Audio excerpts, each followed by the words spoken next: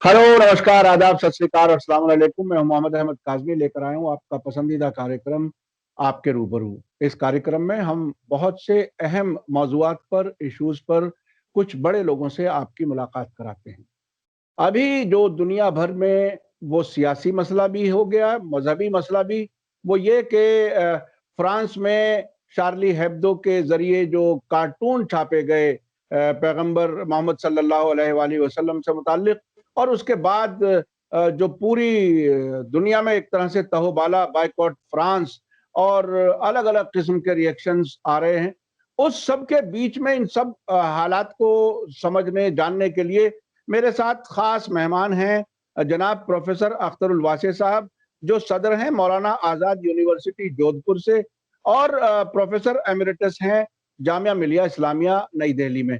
जनाब प्रोफेसर अख्तरुल वासी साहब, आपका बहुत-बहुत शुक्रिया, आपने मीडिया स्टार वर्ल्ड को वक़्त दिया।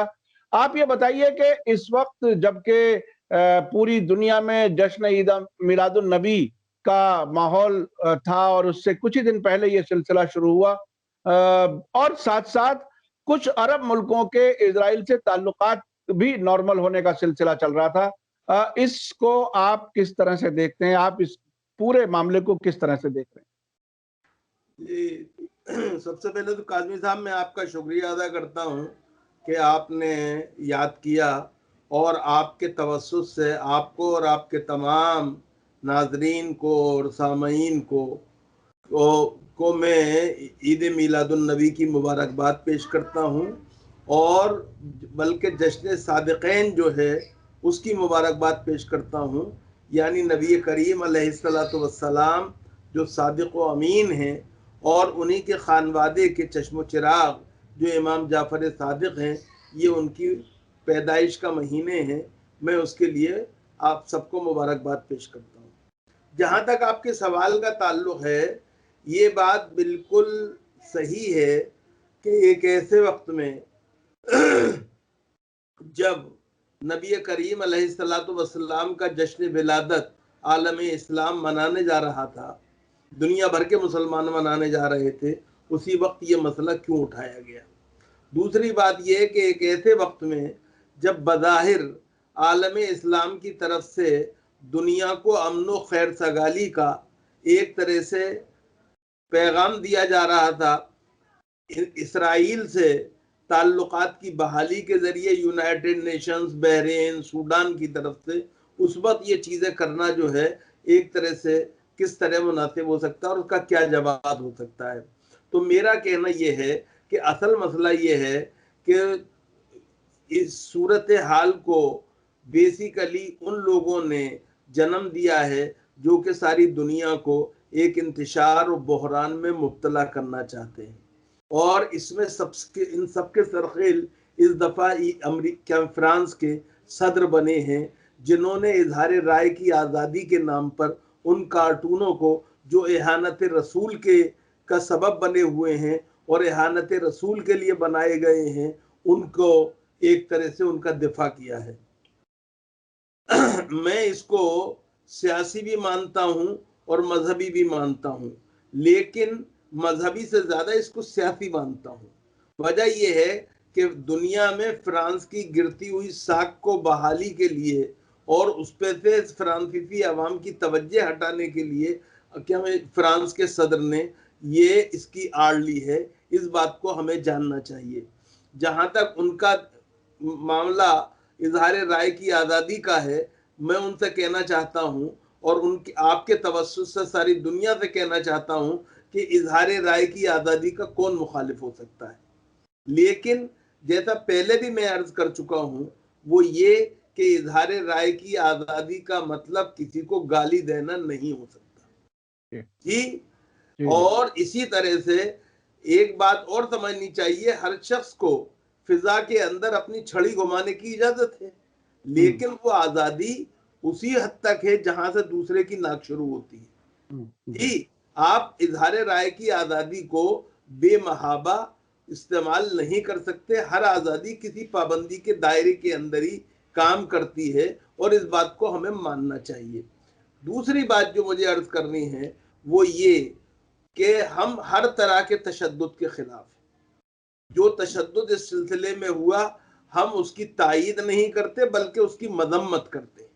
लेकिन एक बात जो हम कहना चाहते हैं वो ये कि आप जिस तरह से कि हमने बामियान में जब महात्मा बुद्ध के मुजस्समे गिराए गए थे, मुल्ला उमर के कहने से तालिबान के ज़माने में, उसकी मजम्मत की थी, इसी तरह इसकी मजम्मत करते हैं। अगर वो दहशतगर्दी थी तो ये भी दहशतगर्दी थी। वहां बुत गिराए गए थे, यहाँ एक शख्सियत को मुनहदिम करने की कोशिश की जा रही है। वो शख्सियत जो रहमतुल लिल आलमीन है, जो मोहसिन इंसानियत है, जो बुनियादी तौर पे सारी दुनिया के लिए अल्लाह ने जो रब्बुल आलमीन है उसे रहमत बना के भेजा था, जिसने वहदत आदम और वहदत इलाह का दुनिया को सबक दिया था, जिसने इंसानों को एक रिश्ते वहदत में समोया था और परोया था। आप उसकी तौहीन अगर करेंगे तो किस तरह होगा। और एक बात दुनिया को और जाननी चाहिए कि हम जनाब मोहम्मद रसूलुल्लाह सल्लल्लाहु अलैहि वसल्लम की इहानत और तौहीनी के खिलाफ नहीं है, बल्कि हजरत ईसा अलैहिस्सलाम हो या दूसरे आसमानी पैगंबर हो या दूसरे मज़ाहिब के धर्म गुरु और पेशवा हो, उनकी भी तौहीन और इहानत के उसी तरह खिलाफ है। कुरान करीम में वाज़े तौर पे कहा गया है कि दूसरों के खुदाओं को बुरा मत कहो, चूंकि वो पलट के तुम्हारे खुदा को बुरा कहेंगे और उससे फितना व फिसाद होगा, और इस्लाम फितना व फिसाद के खिलाफ है। ये बात भी हमारे सामने रहनी चाहिए।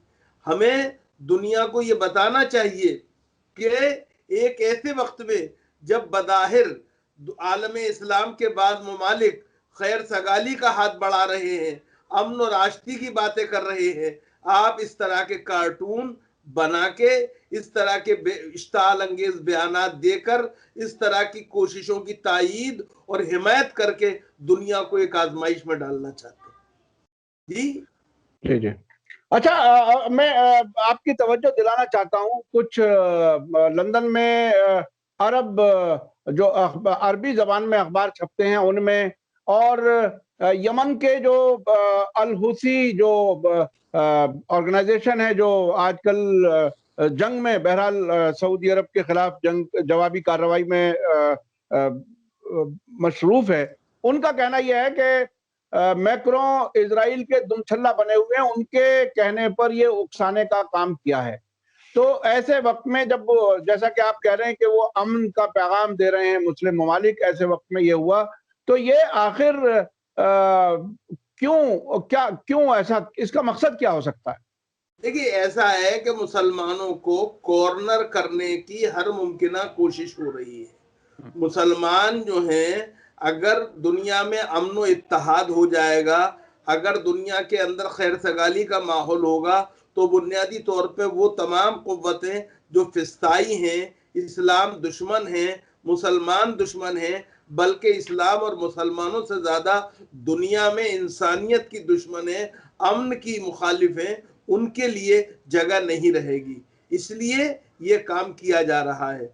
सर्द जंग के ज़माने में अमेरिका और इजराइल, या मगरिब और अमेरिका और रूस, यानी मगरिब और रूस का, रूसी ब्लॉक का एक टकराव था। अब जब वो नहीं रहा है तो एक मफरूजा दुश्मन तलाश करके दुनिया को अपने क्या में चुंगल में फंसाने की फिर कोशिश हो रही है। हमें ये नहीं बोलना चाहिए कि जंग जो है वो किसके मफाद में है। जंग उनके मफाद में है जो असलाह सादी करते हैं, जो हथियारों के ताजिर हैं। बुनियादी तौर पे वो हथियारों के ताजिर नहीं है, वो हत्याओं की तिजारत करते हैं, यानी मौत के ताजिर हैं। वो अमन के दुश्मन हैं, वो इंसानियत के दुश्मन हैं, और वही इस तरह की चीजें कर रहे हैं। जो कुछ मैक्रोन कर रहे हैं वो बेसिकली वो किसी के वो हो एजेंट, मैं ये नहीं कहना चाहता। मैं तो ये जानता हूं कि जो चेहरा सामने है, जिसकी जबान से बात सामने आ रही है, हम उसी को मुरीद इल्जाम ठहराएंगे। हम इधर उधर भटकने की कोशिश न कर रहे हैं, न करना चाहते हैं। हम ये बताना चाहते हैं कि किसी मुसलमान की नमाज 5 वक्त में उस वक्त तक मुकम्मल ही नहीं होती है जब तक के वो हर नमाज के अंदर ये दुरूद ना पढ़ता हो कि अल्लाहुम्मा सल्ले अला अला मुहम्मदिन व अला आले मुहम्मदिन कमा सल्लैता अला इब्राहीम व अला आले इब्राहीम।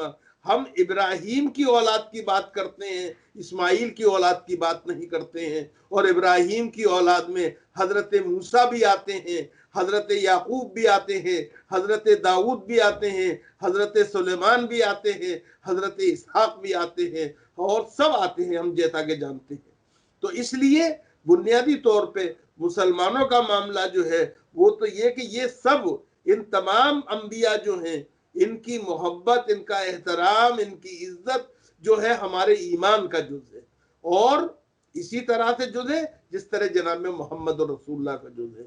इसीलिए मैंने एक बात ये कही है और आपके तवज्जुह से मैं उसे दूर तक पहुंचाना चाहता हूं कि पोप पॉल फ्रांसिस ने एक बयान दिया था आज से कई साल पहले, लंका से फिलीपीन जाते हुए जहाज में एक सहाफी को, उस सहाफी ने कार्टूनों के मुतालिक ही पूछा था, उस वक्त भी एक कत्ल हुआ था।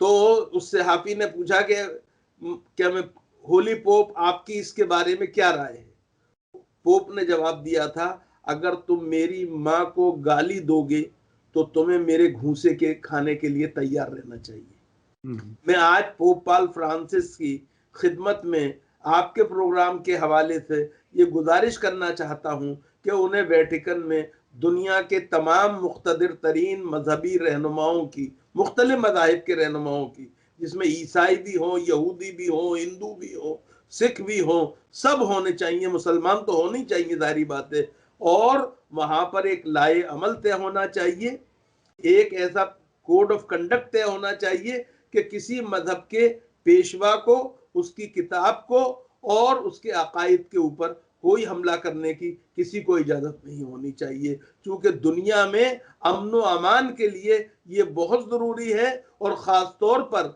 ऐसे वक्त में जब ये दुनिया जो है वो एक आलमी गांव बन चुकी है, जब जराए नकलो हमल की तरक्की ने जमीन की तनाबे खींच दी हैं, जब इत्तलाती इनकलाब ने हमें एक दूसरे के इंतहाई करीब कर दिया है, इसलिए हमें ऐसे वक्त में एक नया कानून बनाना चाहिए, एक नया मौक़िफ़ तैयार करना चाहिए और उस पर अमल दरामद होना चाहिए। जी, आज ही सऊदी अरब के अखबार अल अरेबिया ने एक रिपोर्ट छापी है जिसमें यह कहा गया है कि इमैनुअल मैक्रोन ने जो अल जजीरा टेलीविजन चैनल को इंटरव्यू में ये बात कही है कि मैं समझता हूं मुसलमानों को गुस्सा क्यों आ रहा है, लेकिन वायलेंस की हम इजाजत नहीं देंगे। साथ साथ ये कहा है कि मेरी जिम्मेदारी है अमन बहाल रखूं, मैं उसकी कोशिश कर रहा हूं और हुकूक की बाजियाबी भी मैं चाहता हूं। अल अरेबिया टेलीविजन चैनल ने इसको इस तरह से पेश किया है कि लोग इस पर सवाल कर रहे हैं, क्योंकि उनकी नजर में अल जजीरा टेलीविजन चैनल शिद्दत पसंदी को बढ़ाने वाला चैनल है और उसने बायकॉट की कैंपेन को लीड किया एक तरह से। और अब इमैनुअल मैक्रोन का इंटरव्यू उस पर आया, उनकी नजर में यह है कि इमैनुअल मैक्रोन की तरफ से उस नफरत फैलाने वाले टेलीविजन चैनल को इनाम दिया गया है, यानी आपस में तालमेल है, साठगांठ है। आप इसको कैसे देखते हैं? नहीं, मैं एक बात आप समझिए, मैक्रोन साहब ने जो इंटरव्यू दिया है और जो अल जजीरा ने जिसको टेलीकास्ट किया है, मैं उसमें अल जजीरा को मुरीद इल्ज़ाम करार नहीं देता। मैं मैक्रो साहब के बयान का इस हद तक खैर मकदम करता हूं कि उन्होंने कहा है कि कार्टून के हवाले से जो बरहमी और बेचैनी और गुस्सा पैदा हुआ है वो उसे समझते हैं। अगर वो उसे समझते हैं, मुझे यहाँ से उनसे बात करनी है, यहाँ तक मैं उनकी बात से इत्तेफाक करता हूँ, लेकिन उनसे मुझे ये कहना है अगर आप ये समझते हैं तो आपको बुनियादी तौर पे इस पे फौरन पाबंदी लगानी चाहिए। मैंने फिर कहा, मैं उन्हें याद दिलाना चाहता हूं मैक्रोन साहब को, आज से कुछ बरस पहले पेरिस के एक फिल्म सिनेमा हॉल में एक फिल्म लगी थी, लास्ट टेम्पटेशन ऑफ क्राइस्ट जी। उस फिल्म के लगने के बाद गयूर और हजरत ईसा से मोहब्बत रखने वाले और अकीदत रखने वाले ईसाइयों ने सिनेमा हॉल में आग लगा दी थी जी। सवाल ये है, उस वक्त तो आपने इजहार राय की आजादी का मसला नहीं उसे बनाया जी, इस वक्त क्यों बना रहे हैं आप? मैं ये समझता हूं, देखिए क्या में तशद्दुद नहीं होना चाहिए, मैं बिल्कुल इसके खिलाफ हूं। क़िताल, फिसाद, फितना इंसानियत के हक में नहीं है, लेकिन सवाल ये है कि आप ये गैरतमंद लोग जो हैं वो किस तरह इस बात को बर्दाश्त करें कि आप उनके मजहबी पेशवा, उनकी मजहबी किताब को निशाना बनाए मौका ब मौका, और वो हाथ पे हाथ धरे बैठे रहे जी। ऐसा नहीं हो सकता। हमें, मैंने फिर कहा, मजहबी आजादी के साथ हम इजहार राय की आजादी के पूरी तरह हम नवा है, लेकिन इजहार राय की आजादी का मतलब किसी को गाली देना नहीं होना चाहिए, कोई फितना पर्दादी फैलाने के लिए नहीं होना चाहिए। मैं उन्हें फ्रांस के इनकलाबी से एक मिसाल देना चाहता हूं। जब फ्रांस में इनकलाब बर्पा हुआ, मशहूर जमाना जी, तो उस वक्त एक बुढ़िया जो थी वो सड़क के बीचों बीच चलने लगी, उससे ट्रैफिक दरहम बरहम हुआ, लोगों की आमदरफ्त मुतासिर हुई। जब उसको रोकने की कोशिश की गई तो उसने कहा कि अब इनकलाब आ गया है और मैं आजाद हूं, और ये मेरा आजादी का हक है कि मैं जिस तरह चाहूं, जहां चाहूं, जैसे चाहूं चलूं। लेकिन उसे इसकी इजाजत नहीं दी गई और उसे बताया गया। यही मसला आज भी है कि आज कुछ लोग जो हैं राइट और लेफ्ट के बजाय एक तरह से डायरेक्ट हमला करना चाहते हैं लोगों के अकायद पर, और एक दुनिया को बहरान में मुब्तला करना चाहते हैं। हमें इन सारी चीजों के खिलाफ इकट्ठा हो जाना चाहिए, और मैक्रो साहब को अगर इस बात का एहसास है कि मुसलमानों के जज्बात सही हैं, तो फिर उन्हें इससे गुरेज खुद भी करना चाहिए, अपने मुल्क को बचाना चाहिए, बल्कि दुनिया में कनाडा के प्राइम मिनिस्टर और न्यूजीलैंड के प्राइम मिनिस्टर की तरह से आगे आकर एक तरह से हक और इंसाफ का साथ देना चाहिए। इजहार राय की उस आजादी पर जो दिल आजादी का सबब बनती है, जो लोगों में नफरत और भेदभाव पैदा करती है, जो लोगों के अंदर एक तरह से तशद्दुद का मिजाज पैदा करती है, उससे बाज आना चाहिए।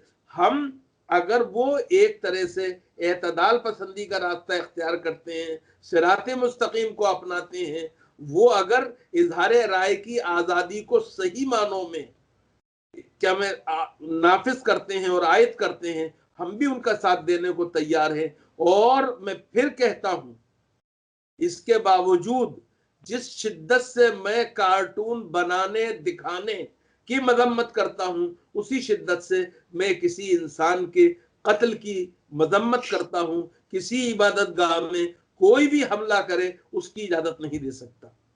मैंने जैसे आपने कहा कि बामियान के भी हम मुखालिफ रहे, जिस तरह हम बोको हराम के, दाइश के मुखालिफ हैं, जिस तरह हम खवारिज के मुखालिफ रहे हैं, जिस तरह से हमने क्या हर शिद्दत पसंदी का मुकाबला किया है और मुखालफत की है, इसी तरह इसकी भी मुखालफत करते हैं। और याद रखिए, आप हमसे ये मत में वो क्या मुतालबा कीजिए कि हम सिर्फ यकतरफा तौर पे मुसलमानों ही की मजम्मत करते रहें।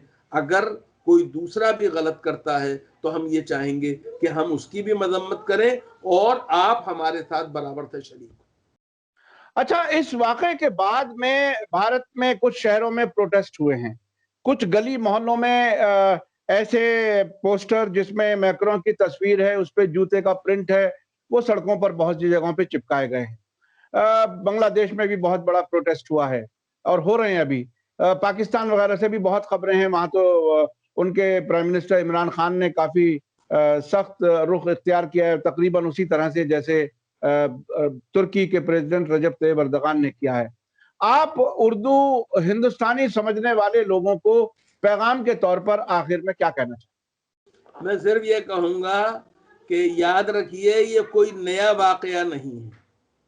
ये पिछले 1400 साल से ज्यादा अरसे से ये तमाम चीजें सामने आती रही हैं। आप याद रखिए कि जब नबी उम्मी अलैहिस्सलातु वस्सलाम ने क्या मैं कोहे सफा पे खड़े होकर, सफा की पहाड़ी पर खड़े होकर कौम को पुकारा था और उनको हक की तरफ बुलाया था, तो माफ कीजिएगा उनके अपने मुखालिफ हो गए जी। और वो सिलसिला उस वक्त से लेके आज तक बराबर जारी है। उसके किरदार बदलते रहते हैं, उनके नाम बदलते रहते हैं, उनकी जाए वुकू बदलती रहती है।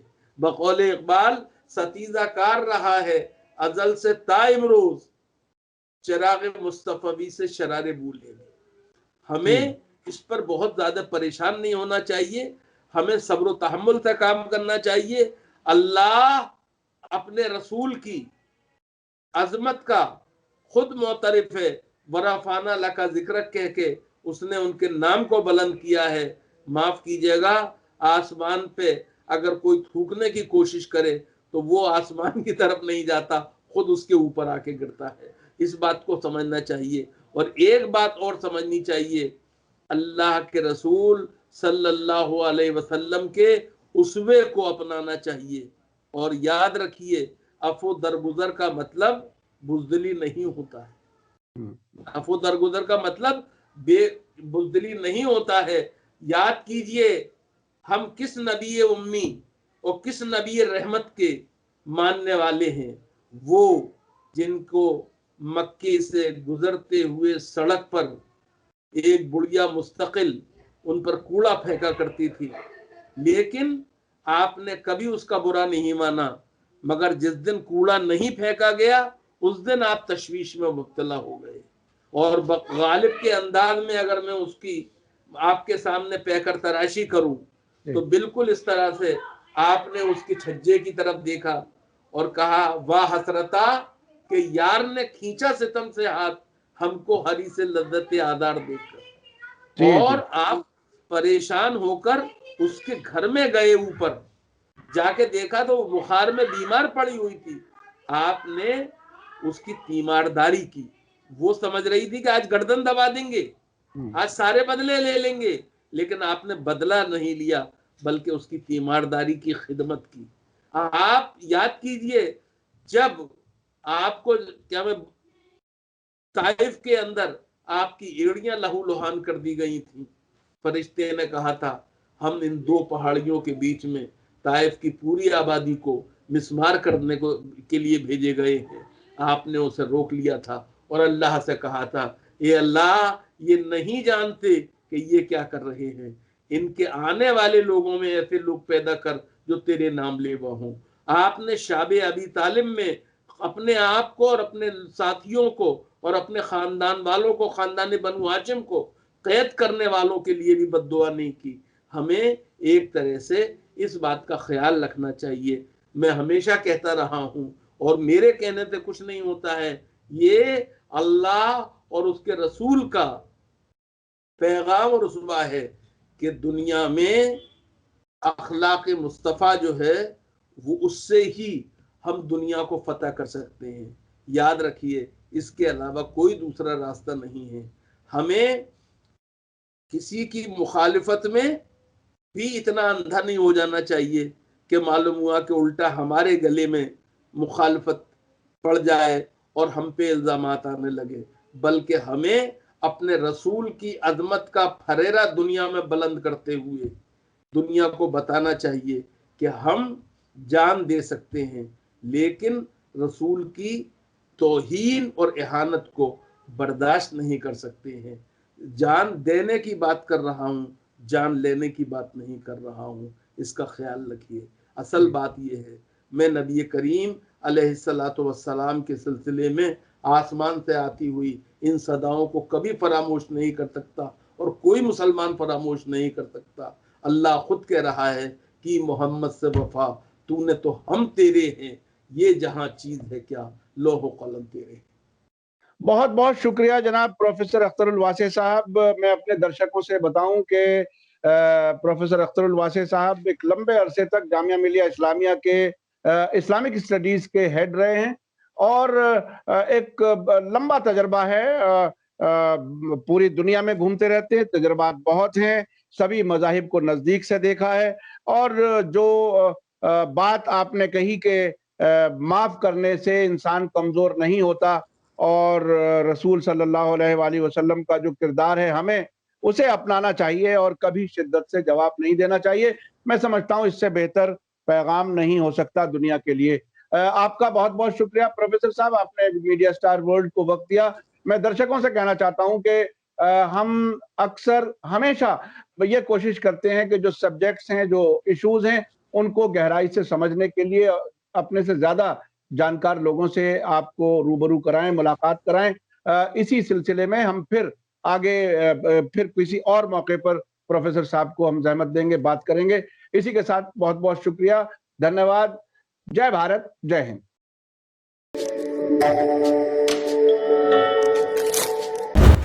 मीडिया स्टार वर्ल्ड के और वीडियो देखने के लिए हमारे चैनल को सब्सक्राइब करें और सीधे नोटिफिकेशन पाने के लिए बेल आइकन दबाएं। और अगर हमारी खबर सच्ची और अच्छी लगे तो अपने व्हाट्सएप, इंस्टाग्राम, फेसबुक और ट्विटर अकाउंट पर ज़रूर शेयर करें।